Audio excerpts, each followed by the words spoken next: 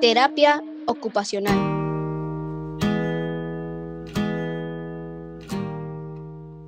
Terapia ocupacional crece con el propósito de desarrollo de la historia del hombre. La salud y la ocupación están directamente relacionadas porque la pérdida de la salud disminuye la capacidad para realizar ocupaciones. El uso terapéutico de la actividad y del movimiento ha sido apreciado desde el inicio de las civilizaciones más primitivas.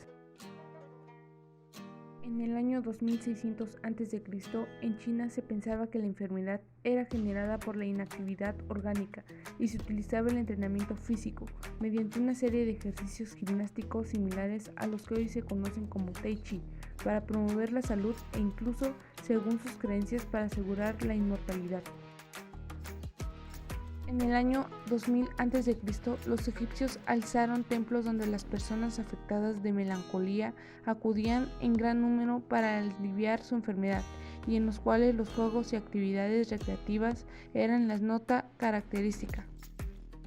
La medicina griega de la época clásica, entre los años 600 y 200 a.C., recomendó la práctica de diversas actividades con fines terapéuticos. Se atribuye a Esculapio el tratamiento del delirio con canciones, música y representaciones cómicas.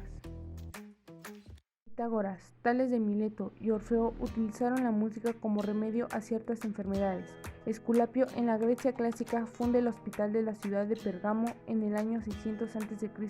Aquí se trataba de aliviar el delirium con el empleo de canciones, música y literatura y farsas. Hipócrates, quien resaltaba la relación de cuerpo-mente, recomendaba la lucha libre, la lectura y el trabajo para mantener y mejorar el estado de salud de los individuos. Aliviar las mentes trastornadas, Cornelio Celso recomendaba la música, las conversaciones, la lectura, el ejercicio hasta la fatiga, los viajes y hasta un cambio de escena. Para el mantenimiento de la salud, sus recomendaciones se dirigían hacia la navegación, el manejo de armas, los juegos de pelota, los saltos, la carrera y los paseos.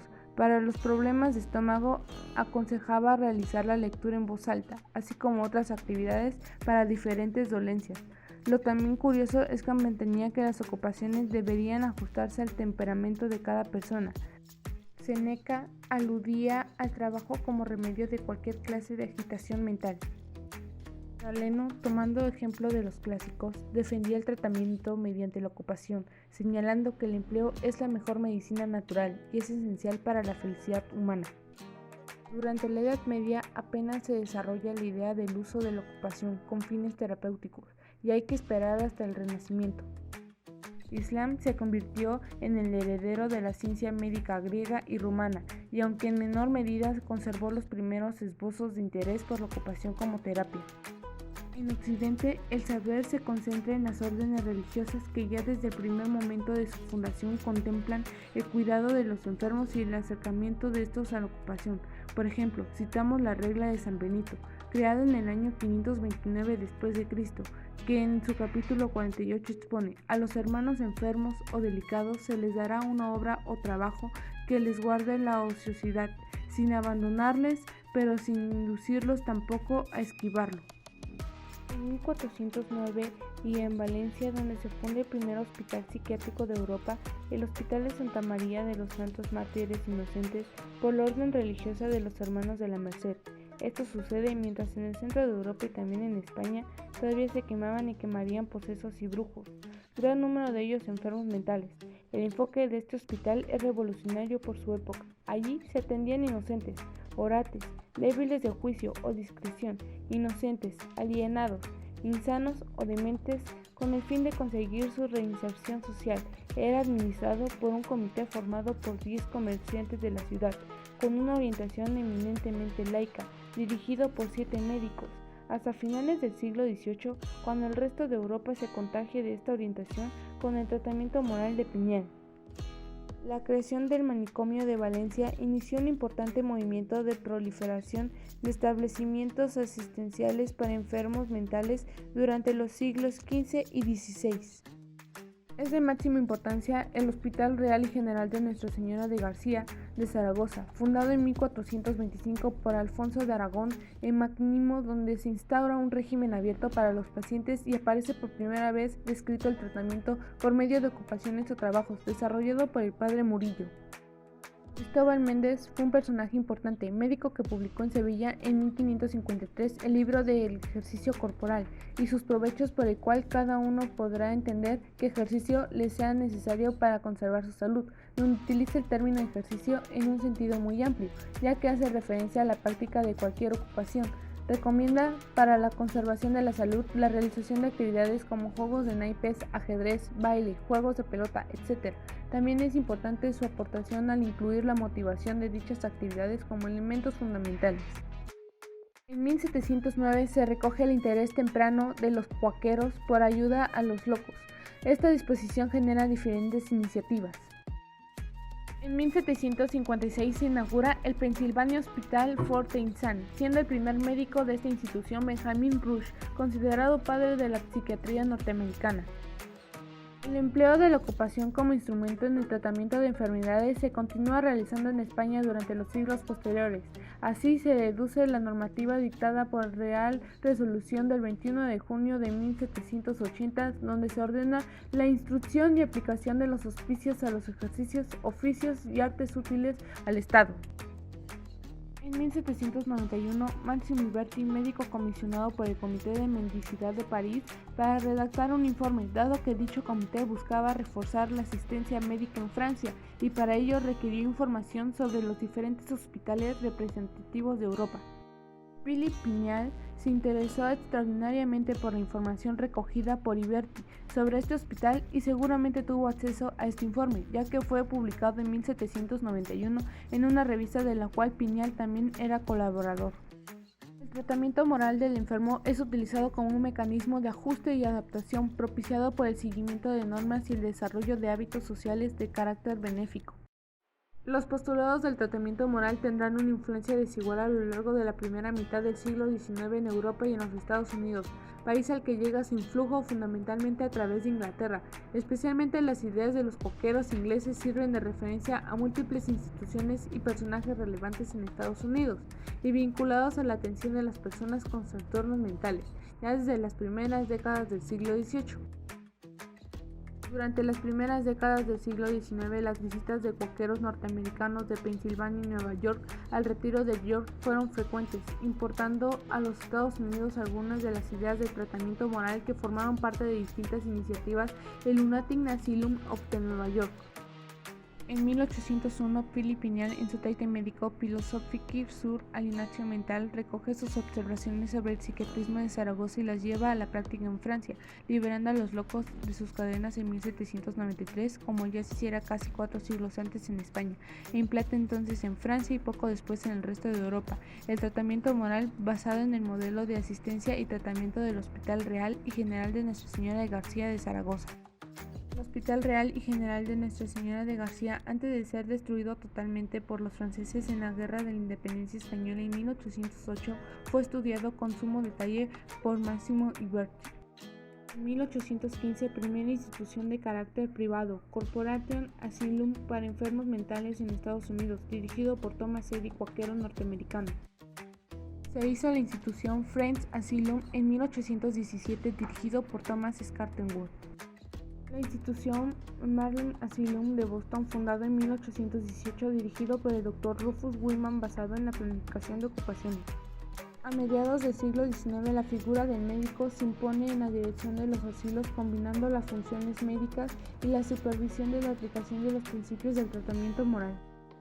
Entre los años 1840 y 1842 se desarrolla en el Pennsylvania Hospital Fort Insane programas basados en la utilización de actividades como tratamiento.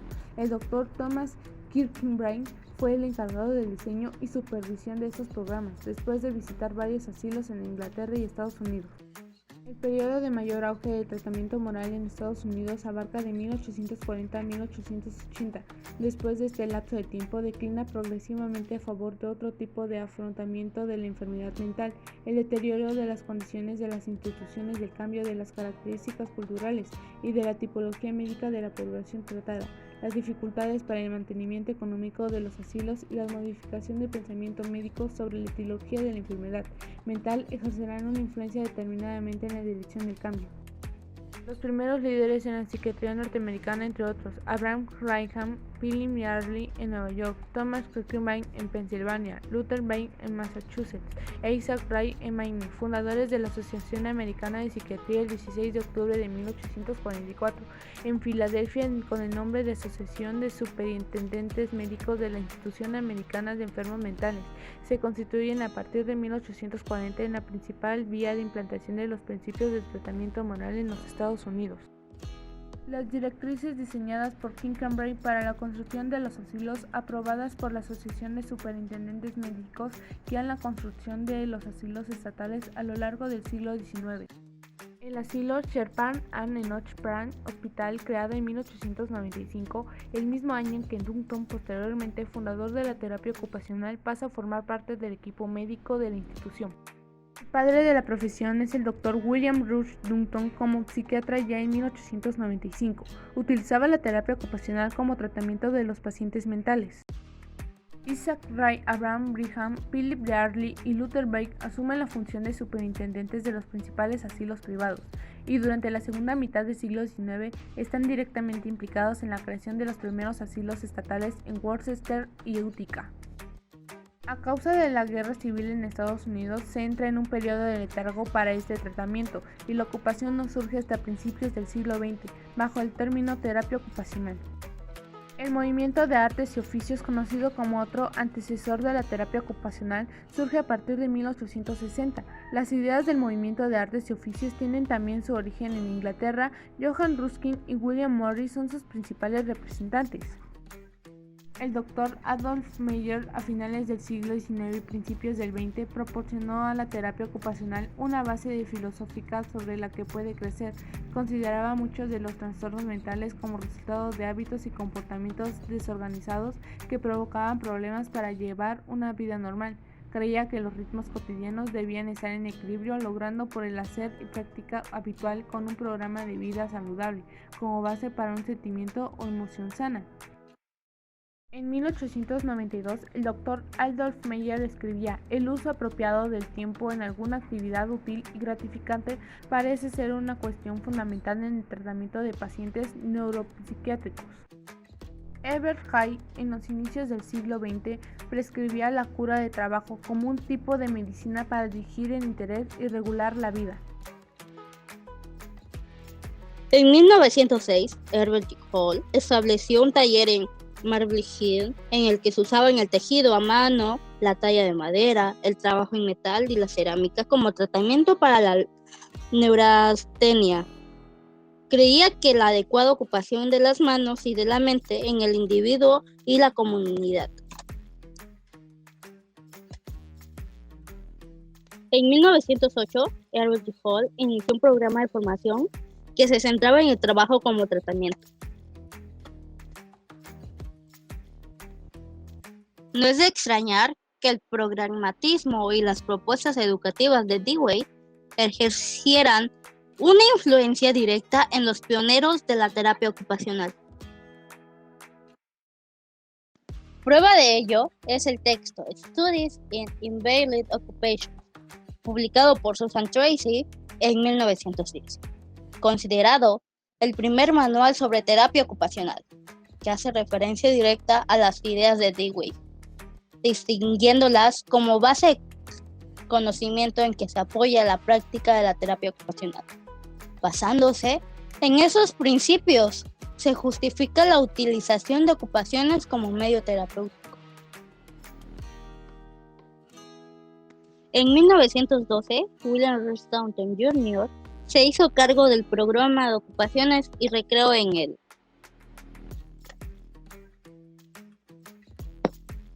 Shepard and Enoch Pratt Asylum de Baltimore.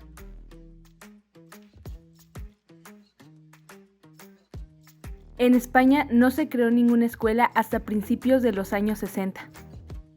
A finales de la década 50 y principios de los 60, cuando comienza la inquietud por esta profesión. En 1914 fue la primera utilización de la locución terapia ocupacional realizada por Barton.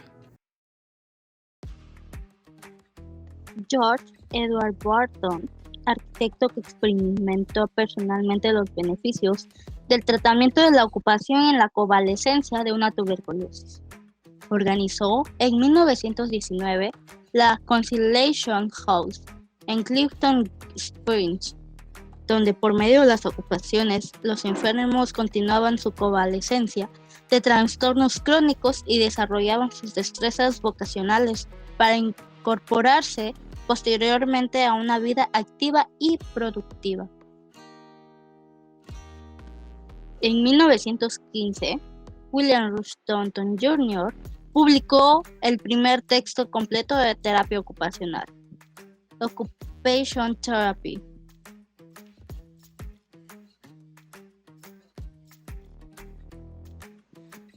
En 1915, Herbert G. Hall fue coautor del libro El trabajo de nuestras manos, un estudio de las ocupaciones para los inválidos, que podemos considerar como el primer estudio sistemático acerca de los efectos de la ocupación sobre la salud mental.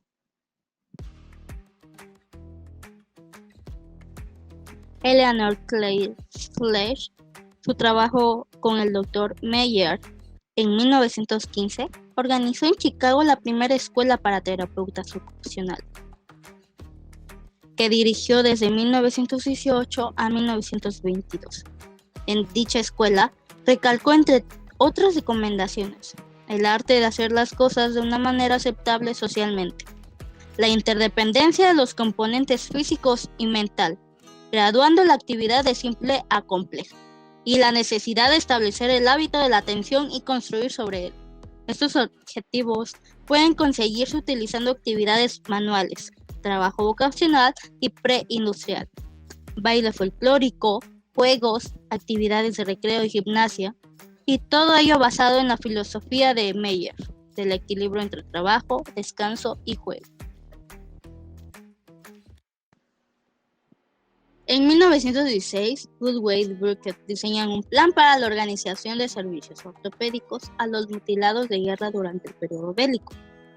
El plan de tratamiento diseñado está integrado por 3 etapas en el proceso de rehabilitación: cuidados de cirugía ortopédica en la fase aguda, talleres curativos de terapia ocupacional para encamados durante el periodo de convalencia y reducción vocacional previa al alta hospitalaria. De esta forma, la terapia ocupacional se ubica en un lugar privilegiado dentro de los planes de tratamiento de los heridos de guerra. Durante ese mismo año, Thomas Bissell Kittner, firmante del acta fundacional de la terapia ocupacional, es nombrado Vocation Secretary of the Canadian Military Officer Commission. Posteriormente prestará sus servicios en la Oficina Federal de Educación Vocacional de los Estados Unidos. Kittner es un ferviente defensor del servicio de terapia ocupacional como medio de proveer actividades laborales en un encuadre hospitalario que fomente el restablecimiento de la musculatura, las articulaciones y nervios, con el objetivo último de facilitar la reincorporación de los pacientes a sus puestos de trabajo.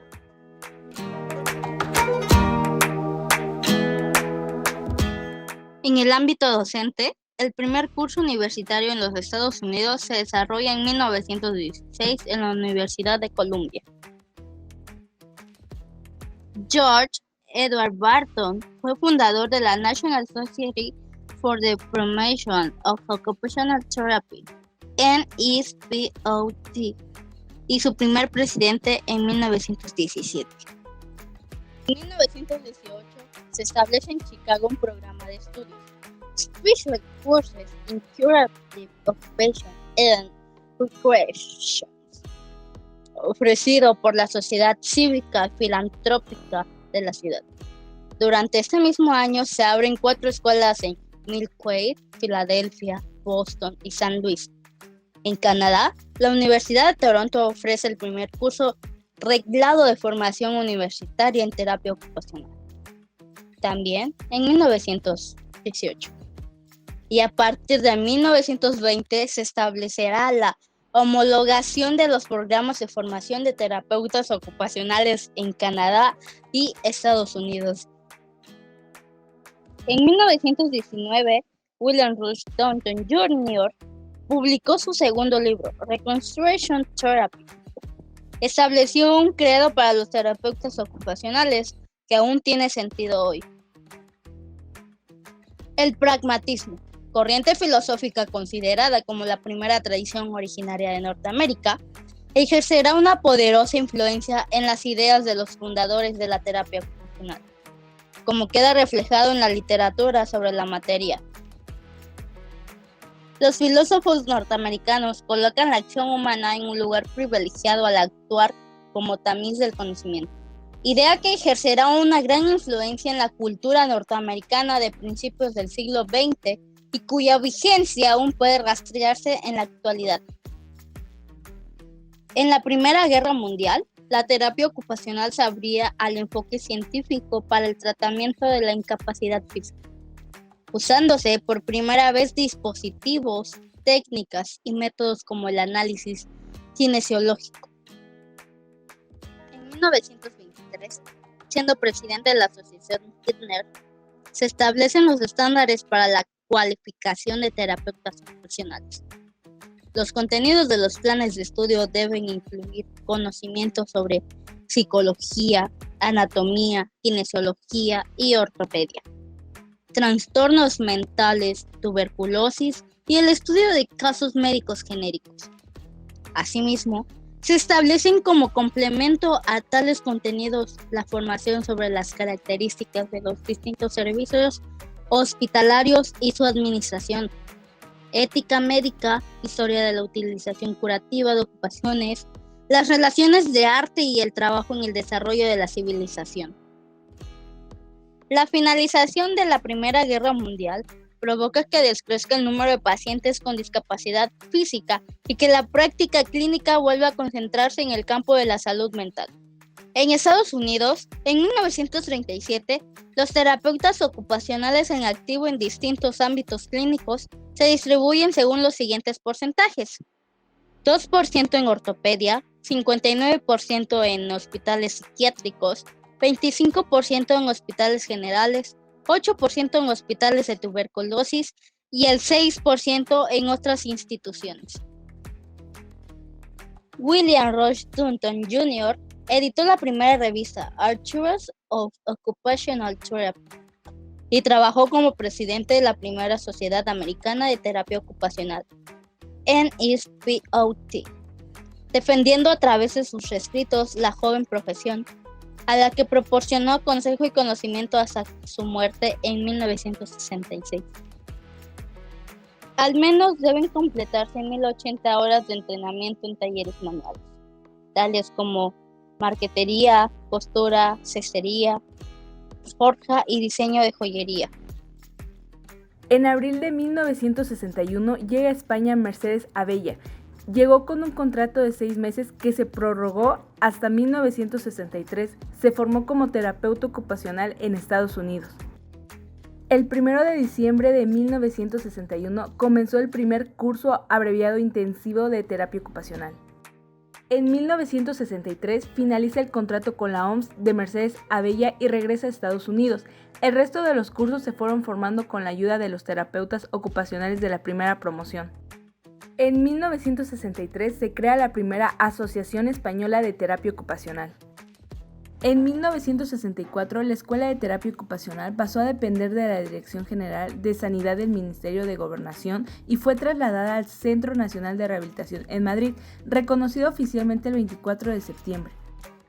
El 3 de junio de 1965 sus estudios fueron reglamentados según la orden ministerial. El 13 de junio de 1967 se actualizó su plan de estudios, en la que se exigía el título de bachiller o equivalente. En 1970, gracias a la labor desempeñada por Ana Fons en la Organización Mundial de Terapia Ocupacional, la Escuela de Terapia Ocupacional con sus planes de estudio fue reconocida y admitida por esta entidad. En 1972 es reconocida por la Organización Mundial de Terapia Ocupacional y edita en ese mismo año su primer boletín. En el año 1980 pasó de adherirse a la Escuela Nacional de Sanidad, dependiente del Ministerio de Sanidad. En 1981, la primera definición moderna de terapia ocupacional es aceptada por la Asamblea Representativa de la Asociación América de Terapia Ocupacional. El 4 de noviembre de 1991, la Escuela Universitaria de Enfermería y Fisioterapia de Zaragoza, bajo la dirección del profesor Santiago Pellejero, comenzó a impartir el primer curso de la diplomatura en terapia ocupacional. En 1993, la Federación Mundial de Terapeutas Ocupacionales cita la siguiente definición: la terapia ocupacional es una disciplina sanitaria relacionada con personas que sufren alguna alteración, discapacidad y disfunción física o mental, bien sea temporal o permanente. La orden del 29 de noviembre de 1995 del Ministerio de Educación y Ciencia homologaba el título de terapeuta ocupacional de la antigua Escuela de Terapia Ocupacional, impartido por la Escuela Nacional de Sanidad con el Diplomado Universitario en Terapia Ocupacional. El último curso de esta escuela fue en el año 1997. En el año 2000, la Red Europea de Terapia Ocupacional en la Enseñanza Superior establece una definición. La terapia ocupacional utiliza un enfoque centrado en el paciente por medio de la actividad para posibilitar la función ocupacional y para promover el bienestar dentro del ambiente, para mejorar la calidad de vida. En el año 2000, los objetivos genéricos perseguidos en la práctica de terapia ocupacional son la prevención de la discapacidad y la promoción de la salud. Soy Frida. Soy Emile. Soy Adonai. Universidad Autónoma Benito Juárez de Oaxaca. Licenciatura en Terapia Ocupacional.